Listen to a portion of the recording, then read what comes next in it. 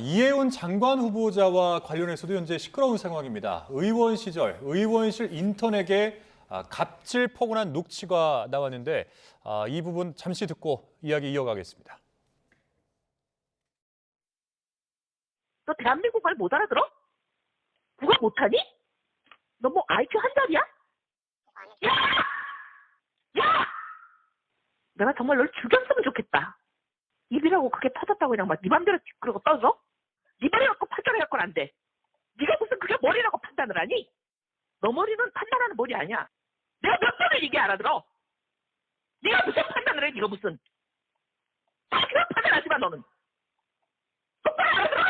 네, 알겠습니다. 네, 이게 이제 그 의원실 인턴 직원한테 뭐 질책하는 통화 내용인 건데, 그러니까 뭐 흔히 이제 인턴 직원이라고 하면 대학생 정도가 되지 않을까 싶은데, 뭐 이렇게 이제 화를 낼 일인가 싶은 생각도 좀 드는데 어떻게 들으셨습니까, 일단? 예. 뭐 우선 너무 마음이 아프고요. 예, 네. 지금 좀 감정이 좀 올라오신 것 같은데, 예. 그러니까 이제 이분도 누군가의 소중한 자녀일 텐데, 뭐 국회의원이라고 해서 아니면 직장 상사라고 해서 이 정도의 뭔가 이 언어 폭력을 당하면은 안 되잖아요. 근데 이제 저는 이 녹취, 이 음성을 듣고 상당히 좀 너무 마음이 아파요. 그러니까 뭐라 그럴까, 아직 이제 뭐 정치인이거나 뭐 장관이거나 이런 사람들이 국민들의 뭐 존경은 받지 못하더라도 뭔가 이 사회의 모범이 돼야 되는데 이거는 정말 아닌 것 같습니다. 특히나 이해운 의원의 뭐 전반적인 상황은 모르겠습니다. 이 인턴 직원이 어떤 실수를 했는지도 잘 모르겠고요. 하지만 통화 내용 상으로만 보면은 뭐 어떤 실수를 했더라도 그 인턴 직원이 얼마나 권한이 있고 얼마나 책임이 있었겠습니까? 그 어떤 실수가 있었다고 하더라도 인턴 직원이면 아까 말씀하신 것처럼 사회 초년생이고 대학생일 수도 있고 어린 이러한 친구일 텐데 이 분에게 뭔가 널 죽여버리고 있으면 좋겠다. 이게 사실은 말이 안 되는 내용이잖아요. 저는 그동안에 이해운 장관 후보자의 여러 가지 비상계엄 관련된 의혹이 나왔을 때 이분의 전문성과 그리고 이재명 정부가 하려는 이 확장 재정의 이 경제 정책은 확장 재정을 가지고 있는 이 경제 전문가가 해서는 여러 가지 힘든 상황이 있고 오히려 건전 재정을 주장하는 사람에게 장관직을 맡기면 이 상황을 더 잘 극복할 수 있다. 그렇기 때문에 비상계엄 관련된 여러 가지 논란이 있음에도 불구하고 저는 사실은 옹호를 했습니다. 이분이 해명을 한다면은 국민의 검증을 통과할 수 있다. 근데 사실은 지금 나온 이 부분 가지고도 뭔가 이 인성에 문제가 있어 보이기 때문에 이런 사람들이 대한민국에 뭐 장관을 하거나 고위 공무원을 하면은 안 될 것 같습니다.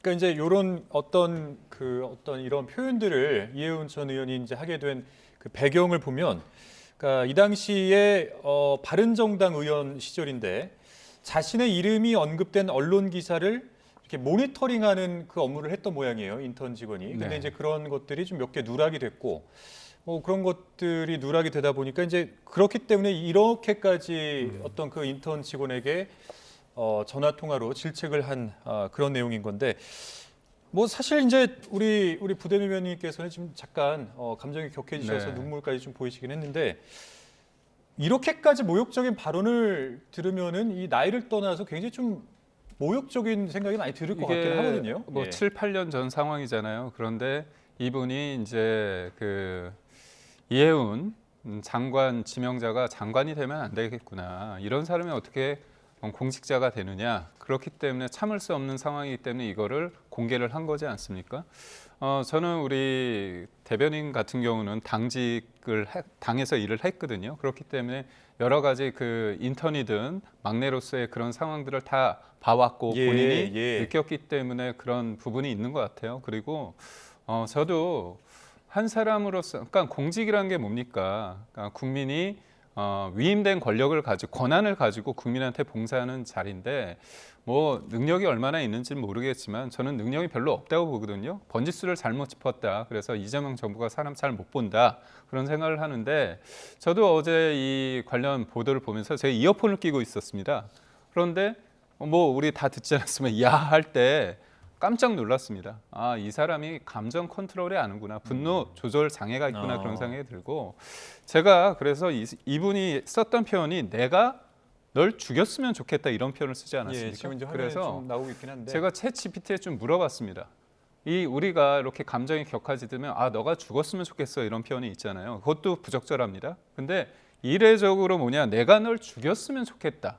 내가 널 죽였으면 좋겠다와 너가 죽었으면 좋겠다. 이걸 어떤 차이가 있냐? 공격성 여부를 봤을 때 그러니까 요거는 지금부터는 GPT의 해석인 맞습니다. 거죠. 예. 그리고 제가 공감하는 부분이 있기 때문에 이건 일종의 이제 어떻게 보면 구조적으로 이제 보는 거죠. 문장 속에서 봤을 때 공격성이 굉장히 상대적으로 높고 죄책감의 인식이 굉장히 낮고 그다음에 감정 상태가 굉장히 극적으로 폭발 직전이고 위험적인 신호, 실질적으로 행동할 가능성이 높다는 겁니다. 그러니까 우리가 별로 쓰지 않는 표현이고 이거는 이해운 당시 의원께서 그 인터넷에서 굉장히 본인이 상위 포지션, 굉장히 지배하에 있다고 생각해서 아주 폭력적으로 하는 거거든요. 그래서 우리가 흔히 말하는 이건 갑질이라고 표현할 수 있는 게 아니라 이건 폭력입니다. 그래서 저는 반성을 해야 되는데 이 문제가 불거지니까 이해운 지명자가 박지원 의원한테 연락을 해가지고 아 내가 반성하고 있고 내가 일로서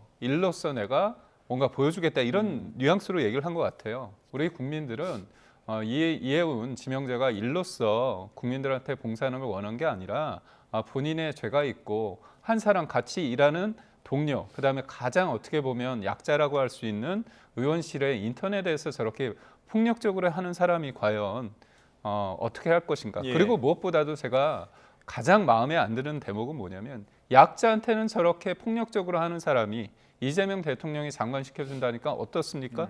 본인의 소신 그런 거 다 버리는 거 아닙니까? 그런 걸 봤을 때 과연 공직자로서의 가장 기본적인 소양조차 없는 사람에 대해서 과연 인사청문회를 통과시킬 수 있을 것인가? 이거는 이럴 때 여야가 제가 볼 때 협치의 모습을 보여주는 게 낫지 않을까 싶습니다.